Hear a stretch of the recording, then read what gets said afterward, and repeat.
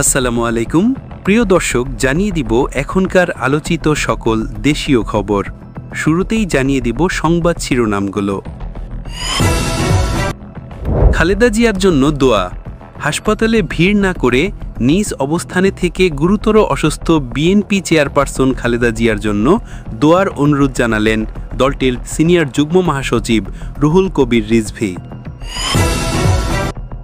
মির্জা ফখরুলের আহ্বান, লুটপাটকারীদের কঠোর শাস্তি দাবি করে প্রতিষ্ঠান বন্ধ করে বেকারত্ব না বাড়ানোর আহ্বান জানালেন বিএনপি মহাসচিব মির্জা ফখরুল ইসলাম আলমগীর। তারেক রহমান চাপে। ইতিহাসের সবচেয়ে বড় ভয়ঙ্কর চাপে পড়েছেন তারেক রহমান। রাজনৈতিক বিশ্লেষক গোলাম মাওলা রনির এমন মন্তব্যের পর দেশজুড়ে চলছে আলোচনা। ফরিদপুরে সংঘর্ষ। ফরিদপুরের সালথায় স্থানীয় আধিপত্য বিস্তারকে কেন্দ্র করে দুই গ্রুপের মধ্যে ভয়াবহ সংঘর্ষে পুরো ইউনিয়নবাসী জড়িয়ে পড়ে। আহত হয়েছে শতাধিক মানুষ। নির্বাচন তফসিল। আগামী ডিসেম্বরের দ্বিতীয় সপ্তাহে জাতীয় সংসদ নির্বাচনের তফসিল ঘোষণা করা হবে বলে আশাবাদ ব্যক্ত করেছেন প্রধান নির্বাচন কমিশনার।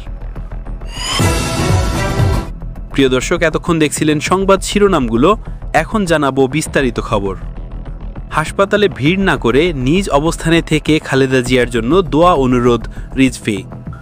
বিএনপি চেয়ারপারসন ও সাবেক প্রধানমন্ত্রী খালেদা জিয়া গুরুতর অসুস্থ অবস্থায় রাজধানীর একটি বেসরকারি হাসপাতালে চিকিৎসাধীন রয়েছেন।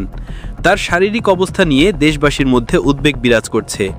এই পরিস্থিতিতে বিএনপির সিনিয়র যুগ্ম মহাসচিব রুহুল কবির রিজভী দলের নেতাকর্মী এবং সাধারণ জনগণের প্রতি বিশেষ অনুরোধ জানিয়েছেন। তিনি বলেছেন, আবেগের বশে হাসপাতালে ভিড় না করে নিজ নিজ অবস্থানে থেকে দেশনেত্রীর রোগমুক্তির জন্য মহান আল্লাহর কাছে দোয়া প্রার্থনা করতে। রিজভী জানান, হাসপাতালে অতিরিক্ত ভিড় করলে অন্যান্য রোগী এবং খালেদা জিয়ার চিকিৎসায় নিয়োজিত মেডিকেল বোর্ডের সদস্যদের কাজ করতে সমস্যা হচ্ছে। তিনি জোর দিয়ে বলেন, সবাই আবেগ এবং শ্রদ্ধা থেকেই হাসপাতালে ছুটে যাচ্ছেন, তবে এই মুহূর্তে শৃঙ্খলা বজায় রাখা জরুরি। তিনি আরও জানান, দেশি বিদেশি বিশেষজ্ঞ চিকিৎসকদের নিয়ে গঠিত মেডিকেল বোর্ডের নিবিড় পর্যবেক্ষণে বর্তমানে তার চিকিৎসা চলছে। তার ফুসফুসে সংক্রমণ এবং হৃদযন্ত্রের সমস্যাসহ নানা জটিলতা রয়েছে। এটি শুধু তার পরিবার বা বিএনপি নয়, পুরো দেশের জন্য একটি উদ্বেগের সময়। দলের পক্ষ থেকে আনুষ্ঠানিকভাবে এই নির্দেশনার কথা জানানো হয়েছে, যাতে চিকিৎসায় কোনো ধরনের ব্যাঘাত না ঘটে। দেশের প্রতিটি কোণায় দেশনেত্রীর জন্য দোয়া অনুষ্ঠান করার আহ্বানও জানিয়েছেন তিনি। লুটপাটকারীদের শাস্তি দিন, প্রতিষ্ঠান বন্ধ করে বেকারত্ব বাড়াবেন না, বলছেন মির্জা ফখরুল আলমগীর। দেশের চলমান অর্থনৈতিক পরিস্থিতি এবং কিছু প্রতিষ্ঠান বন্ধের ঘটনা নিয়ে গভীর উদ্বেগ প্রকাশ করেছেন বিএনপি মহাসচিব মির্জা ফখরুল ইসলাম আলমগীর। তিনি বলেছেন, যারা বিগত 15 বছরে দেশের সম্পদ লুটপাট করেছে তাদের চিহ্নিত করে কঠোর শাস্তি নিশ্চিত করতে হবে, কিন্তু তাদের প্রতিষ্ঠান বন্ধ করে দিয়ে নতুন করে বেকারত্ব তৈরি করা কোনোভাবেই সমাধান হতে পারে না। তিনি দাবি করেন, বিএনপি সবসময় একটি দায়িত্বশীল রাজনৈতিক দল হিসাবে দেশের অর্থনীতিকে সচল রাখতে কাজ করেছে এবং শহীদ রাষ্ট্রপতি জিয়াউর রহমানই দেশে মুক্ত অর্থনীতির ধারণা নিয়ে এসেছিলেন। মির্জা ফখরুল উল্লেখ করেন, দেশের ব্যবসায়ীদের প্রতি আস্থা রাখা প্রয়োজন এবং সরকারের উচিত ব্যবসায়িক নীতিতে প্রয়োজনীয় পরিবর্তন আনা। তিনি প্রশ্ন তোলেন, শুধু লুটপাটকারীদের শাস্তির বদলে কেন তাদের প্রতিষ্ঠান বন্ধ করে হাজার হাজার মানুষকে বেকার করা হচ্ছে? এই বিষয়গুলো সরকারকে গভীরভাবে ভাবতে হবে। তিনি মনে করেন, কেবল অর্থনৈতিক নীতি নয়, দেশের রাজনৈতিক পথরেখাও সংস্কারের মাধ্যমে নতুন করে তৈরি করা প্রয়োজন। বিএনপি শুধু নতুন বাংলাদেশ নয়, এমন একটি সমৃদ্ধ বাংলাদেশ গড়তে চায় যেখানে গণতন্ত্র এবং অর্থনৈতিক সমৃদ্ধি পাশাপাশি চলবে। এই ধরনের পদক্ষেপ দেশের অর্থনৈতিক স্থিতিশীলতার জন্য অপরিহার্য। ইতিহাসের সবচেয়ে বড় ভয়ঙ্কর চাপে পড়েছেন তারেক রহমান, বলছেন গোলাম মাওলা রনি। বিএনপির ভারপ্রাপ্ত চেয়ারম্যান তারেক রহমান ইতিহাসের সবচেয়ে বড় ভয়ঙ্কর চাপে পড়েছেন বলে মন্তব্য করেছেন সাবেক সংসদ সদস্য এবং রাজনৈতিক বিশ্লেষক গোলাম মাওলা রনি। তার নিজস্ব সামাজিক যোগাযোগ মাধ্যমে দেওয়া এক পোস্টে তিনি এই মন্তব্য করেন। রনি তার পোস্টে উল্লেখ করেন, বেগম খালেদা জিয়া বর্তমানে গুরুতর অসুস্থ। এই পরিস্থিতিতে তারেক রহমানের দেশে ফেরা বা না ফেরা নিয়ে যেসব আলোচনা হচ্ছে তা সামাল দেওয়ার ক্ষমতা বিএনপির নেই। জীবন মৃত্যুর সন্ধিক্ষণে থাকা আপনজনের পাশে তার অনুপস্থিতি মানব সমাজ কখনোই সহজভাবে মেনে নেয়নি। তিনি আরও লেখেন, যখন বিএনপির রাজনীতির প্রধান প্রদীপটি প্রায় নিভে যাওয়ার পথে তখন তারেক রহমান, ডাক্তার জুবাইদা রহমান এবং জাইমা রহমান কি করছেন তা নিয়ে দেশবাসীর মধ্যে প্রশ্ন সৃষ্টি হচ্ছে। তিনি আরও বলেন, বিএনপির পদাধিকারীরা মুখে কুলুপ এঁটে শুধু দোয়া দুরুদ পাঠ করছেন এবং ভাবছেন যদি এই অবস্থায় খারাপ কিছু ঘটে যায় তাহলে আগামী নির্বাচনের মাঠে প্রতিপক্ষের তীব্র শব্দ বোমা তারা কিভাবে সামাল দেবেন। রাজনৈতিক মহলে তার এই মন্তব্য ব্যাপক আলোচনা তৈরি করেছে। দেশের সামগ্রিক রাজনৈতিক পরিস্থিতি, বিশেষ করে বিএনপির ভেতরের অস্থিরতা এই মন্তব্যের মাধ্যমে স্পষ্ট হয়েছে। দলের নেতাকর্মীরাও এখন চরম অস্বস্তিতে রয়েছেন। ফরিদপুরের সালতায় 4 ঘণ্টাও থামেনি সংঘর্ষ, জড়িয়ে পড়েছে পুরো ইউনিয়নবাসী।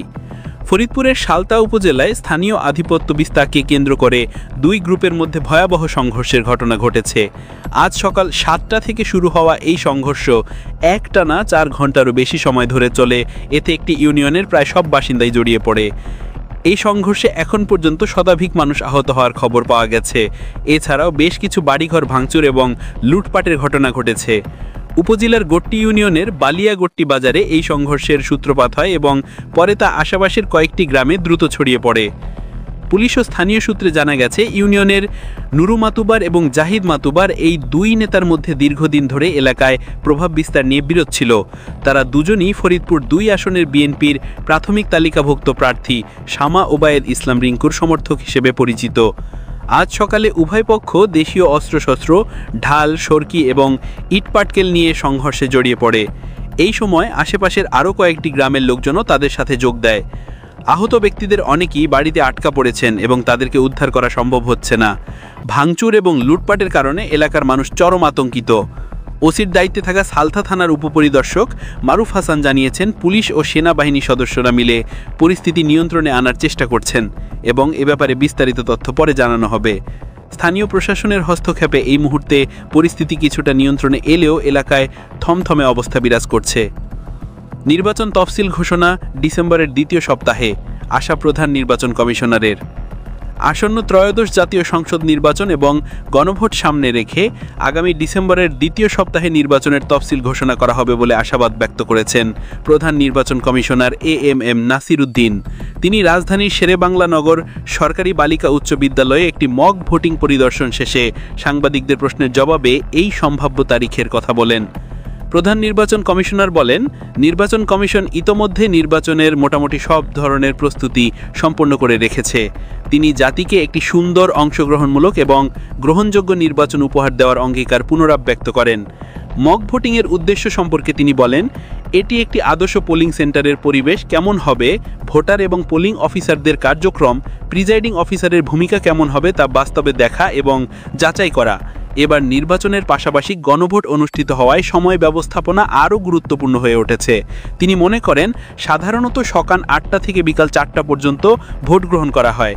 এবার অতিরিক্ত গণভোট পরিচালনার জন্য আজকের এই রিয়েল টাইম অ্যাসেসমেন্টের ভিত্তিতে বুথ বাড়ানোর প্রয়োজনীয়তা আছে কিনা তার সেই বিষয়ে সিদ্ধান্ত নেওয়া হবে। তিনি বলেন, মানুষকে কষ্ট দিতে চাই না, তাই প্রয়োজনে বুথ বা কেন্দ্র বাড়ানো হবে।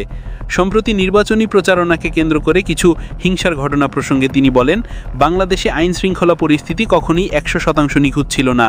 বিচ্ছিন্ন ঘটনা ঘটবেই, তবে সামগ্রিক পরিস্থিতি অনেক ভালো হয়েছে এবং আইন শৃঙ্খলা বাহিনীর সাথে কমিশন ঘনিষ্ঠভাবে কাজ করছে।